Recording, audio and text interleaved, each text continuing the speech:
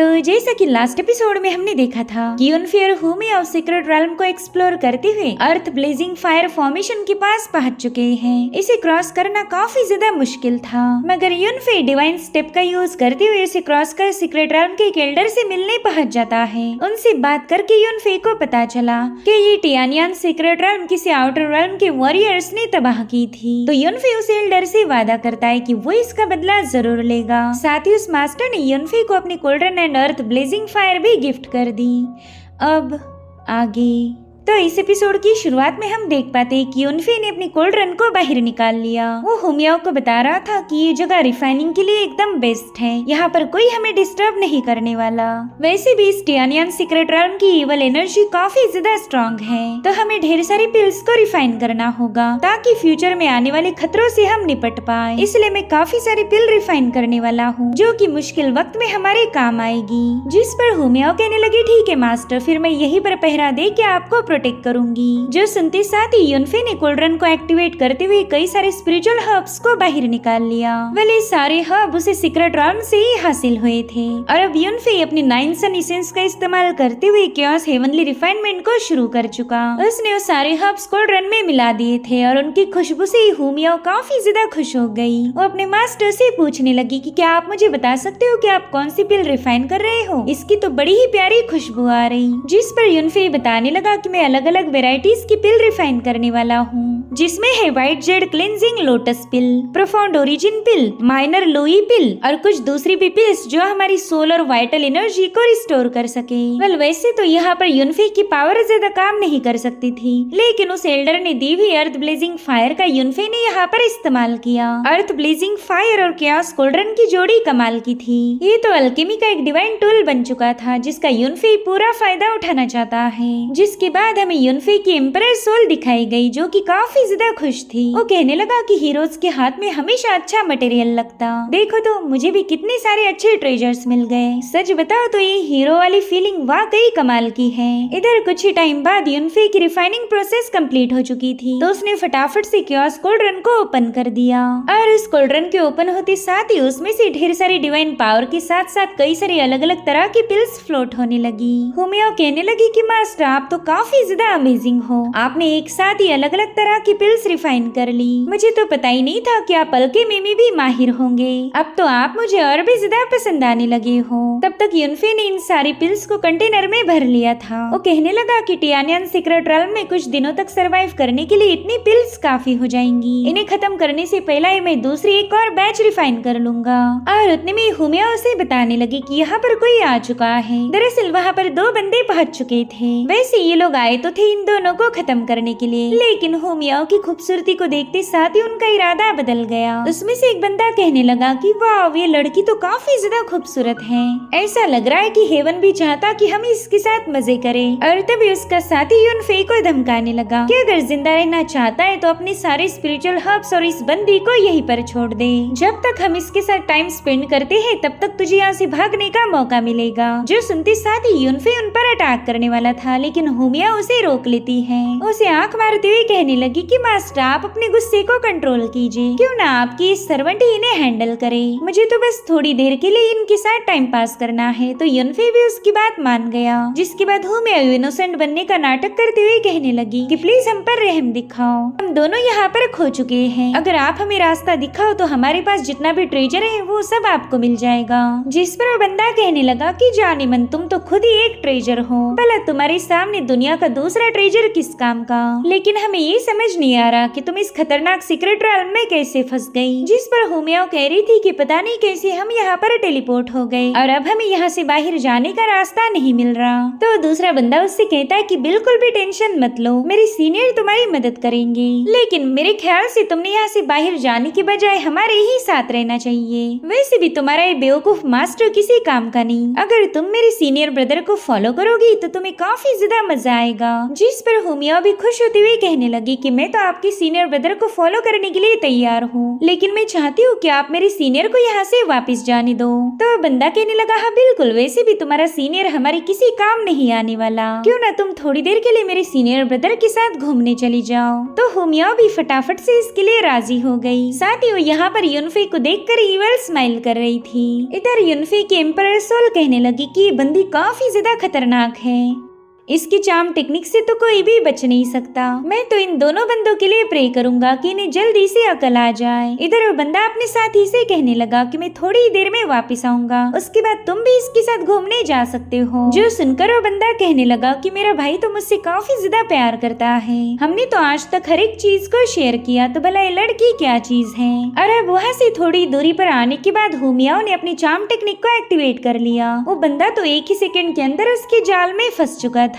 इतना ही नहीं, हुमियाओ ने तो उसे विजन दिखाना शुरू कर दिया, जिसमें वो बंदा देख पाता है कि इन दोनों की तो शादी हो गई और आज उनकी फर्स्ट नाइट थी। अब जैसे ही हुमियाओ ने उसे जाने मन कह के पुकारा, वो बंदा उसे उठाकर सीधे बेड पर पटक जाता है और यही सब इमेजिन करते हुए उस बंदे को तकलीफ होना शुरू हो गई। हुमियाओ की डिमोनिक एनर्जी उसकी बॉडी में समा चुकी थी। और अब ये सीन यहीं पर कट होकर हमें थोड़ी देर बाद की कहानी दिखाई गई, जहाँ पर वो बंदा मदहोशी की हालत में अपनी जूनियर के पास वापस आ गया। उसे बताता है कि मेरा काम तो हो गया, अब तेरी बारी है, जा जाकर मजे कर। जो सुनते साथ ही वो बंदा काफी ज्यादा एक्साइटेड होकर हुमियाओ की तरफ भागने लगा।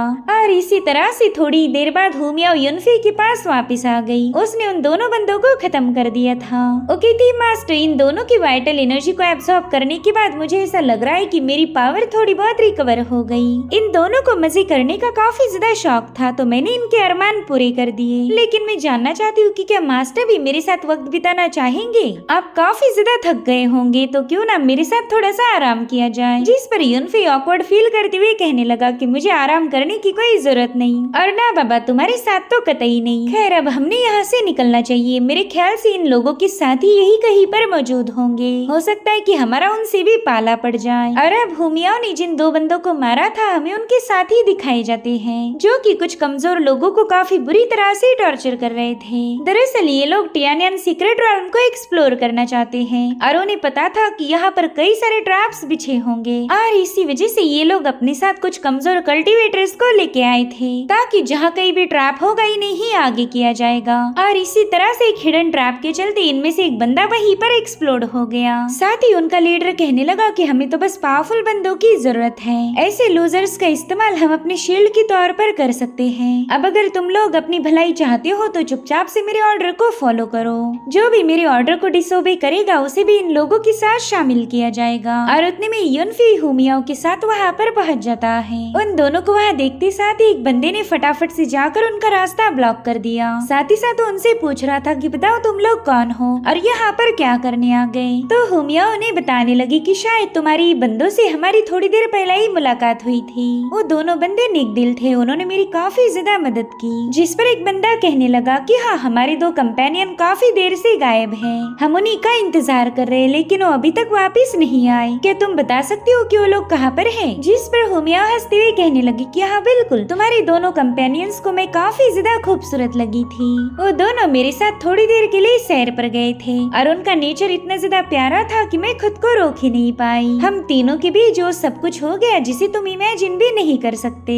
इनफैक्ट मैं भी उनसे इतनी ज्यादा सेटिस्फाइड हो गई कि मैंने उन्हें सीधा हेल के राजा से मिलने भेज दिया। इसलिए अफसोस के साथ बताना पड़ रहा कि तुम्हारे दोनों साथी वापस नहीं आने वाले। जो सुनते साथ ही कल्टीवेटर्स हुमियाओ पर काफी ज्यादा भड़क जाते हैं। वो कहने लगे कि इस डीमन लड़की ने हमारे भाइयों को मार दिया, चलो फटाफट से इसे खत्म करके उनका रिवेंज लेंगे। जिस पर युनफे कहता है कि तुम लोग कमजोरों को बुली करते हो, तुम्हें तो हेल के राजा के पास भेजना ही हमारा फर्ज है। और हाँ, तुम लोग भी बिल्कुल टेंशन मत लो, अब तुम्हें भी मैं तुम्हारी कंपेनियंस के पास भेज दूंगा। जिसके बाद हुमियाओ से कहता है कि तुम थोड़ी देर के लिए आराम करो और मीनवाइल मैं भी अपनी मसल्स थोड़ी सी स्ट्रेच कर लेता हूँ। यहाँ आने के बाद मुझे एक बार भी फाइट करने का मौका नहीं मिला। जिसके बाद युनफे ने उन लोगों पर अटैक करना शुरू कर दिए, मगर युनफे ने तो अपने पावर्स का इस्तेमाल करते हुए वहाँ के टाइम को ही फ्रीज कर दिया। साथ ही साथ उनके स्टोरेज बैग्स को चेक करते हुए कहने लगा कि ये तो सारे लो लेवल के स्पिरिचुअल हर्ब्स हैं, लेकिन फिर भी तुम इतनी बड़ी रिस्क उठाकर यहाँ चले आए। जिसके बाद युनफे बड़ी आसानी के साथ उन लोगों को खत्म करना शुरू कर देता है।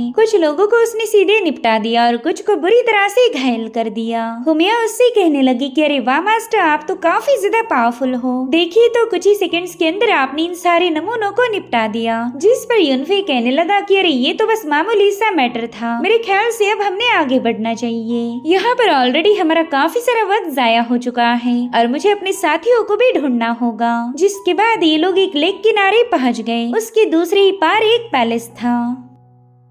हुमिया तो इस पैलेस को देखते साथ ही काफी ज्यादा अमेज हो गई। वो यूनफे से कहने लगी कि मास्टर, ये है टियानियन सीक्रेट रेल्म का पैलेस। उस एल्डर ने हमें बताया था कि यहाँ पर हमारी टियानियन सीक्रेट रेल्म की राजा से मुलाकात हो सकती है। जिस पर यूनफे कहने लगा कि कई सौ सालों पहले टियानियन पैलेस काफी ज्यादा ग्लोरियस था। ऐसा कहा जाता था कि इससे खूबसूरत पैलेस इस दुनिया में और कोई हो ही नहीं सकता, लेकिन आज इसकी हालत काफी ज्यादा खराब हो गई। तो हुमिया उसे बताने लगी कि मास्टर, उस इंसिडेंट को एक अरसा बीत चुका है, इसलिए मैं नहीं चाहती कि आप इस पैलेस को लेकर मायूस हो जाओ। क्या आप मुझे बता सकते हो कि यहाँ पर कौन से स्पेशल ट्रेजर्स हैं? तो यूनफे उससे कहने लगा कि यहाँ पर 3 डिवाइन आर्टिफैक्ट के होने के चांसेस हैं, जिसमें से पहला है टियानियन कॉस्ट्यूम, दूसरा है ओवरलॉर्ड बो और तीसरा है फैंटम टावर। ये तीनों ट्रेजर्स इतने ज्यादा पावरफुल है कि हम इसकी इमेजिनेशन भी नहीं कर सकते। इनफैक्ट हर एक ट्रेजर पूरे ईस्टर्न कॉन्टिनेंट को शेक करने की एबिलिटी रखता। जिसके पास भी ये ट्रेजर रहेगा उसे हराना नेक्स्ट टू इम्पॉसिबल है। और यही वजह थी कि हर एक मेजर फैक्शन इस ट्रेजर पर कब्जा करना चाहता,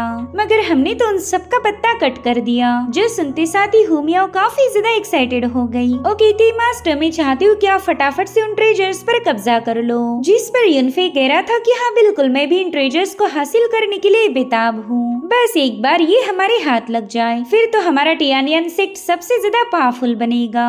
और अभी दोनों एक मेंशन के सामने पहुँच जाते हैं, मगर उनके वहाँ आते साथ ही वहाँ पर काफी स्ट्रॉन्ग इवल एनर्जी रिलीज होने लगी। तो हुमिया यूनफे को बताने लगी कि एनर्जी तो पहले से 1000 गुना ज्यादा पावरफुल है। मेरे ख्याल से इस एंशिएंट हॉल में कुछ तो ऐसा जरूर होगा जिसने इतनी खतरनाक इवल एनर्जी को सर्च किया है। और अब हमें उस एंशिएंट हॉल का नजारा दिखाया जाता है जिसके अंदर लॉन्गी को कैद करके रखा था। और दोस्तों, ये सीन देखकर तो मुझे स्ट्रेंजर थिंग्स की याद आ गई। कहीं वेकना गलती से इस दुनिया में तो नहीं घुस गया ना? खैर, यहाँ पर हम एक बड़ी भयानक क्रीचर को देख पाते हैं जो कि लॉन्गी की सारी पावर को एब्सॉर्ब कर रहा था। और इसी के साथ एपिसोड यहीं पर एंड हो जाता है। Thank you so much for watching. Bye bye, take care.